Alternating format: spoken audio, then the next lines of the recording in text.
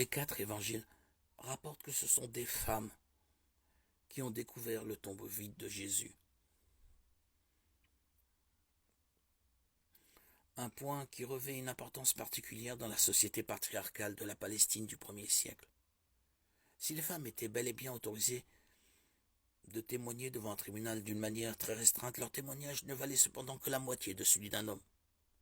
Si les disciples avaient inventé cet épisode afin de persuader autrui de la résurrection de Jésus, ils n'auraient jamais choisi des femmes comme témoins principaux, mais plutôt des disciples masculins comme Pierre, Jean ou André, dont le témoignage aurait été bien plus crédible.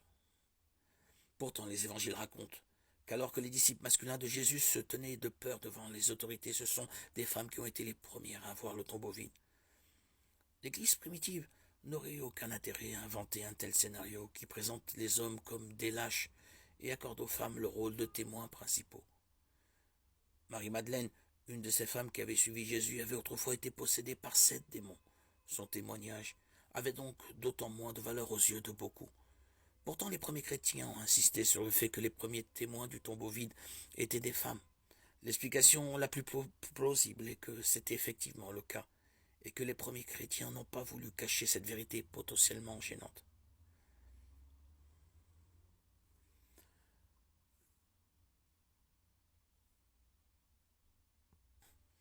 Force est donc de constater que les preuves apportées sont que le tombeau de Jésus-Christ était vide le premier dimanche de Pâques. Le plus important n'est évidemment pas que le tombeau était vide, mais la raison pour laquelle il l'était. Parce que l'homme qui était enterré était ressuscité. Jésus n'est pas seulement sorti du tombeau, il a apparu à de nombreuses personnes individuellement, Luc 24, 34, et en groupe, Matthieu 28, 9, Jean 20, 26, Actes 1, 3, 6, 1 Corinthiens 15, 3, 7. Sa résurrection est la preuve ultime qu'il était bien ce qu'il prétendait être. Le Fils de Dieu est notre seul espoir de salut. Matthieu 12, 38, 40. Le socle de la promesse de Dieu faite à Abraham dans Genèse 12, c'est sa nature immuable. C'est-à-dire que l'attribut divin de vérité solide comme le roc rend tout ce qu'il dit absolument digne de confiance.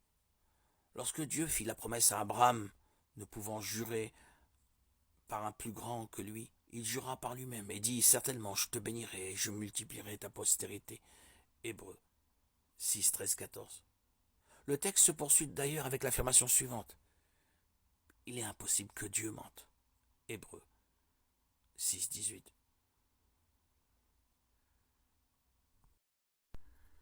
Comme tous les chrétiens orthodoxes en conviennent, la doctrine de la Trinité soutient que Dieu est une seule essence, mais 3 personnes.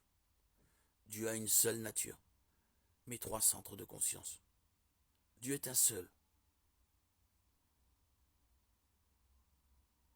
Certains non-croyants appellent cela à tort une contradiction. Un et à la fois 3. Au contraire, la doctrine de la Trinité est un mystère révélé par Dieu dans sa parole. Une contradiction serait de prétendre que Dieu n'a qu'une seule nature, mais aussi 3 natures, ou qu'il n'est qu'une seule personne, mais aussi 3 personnes.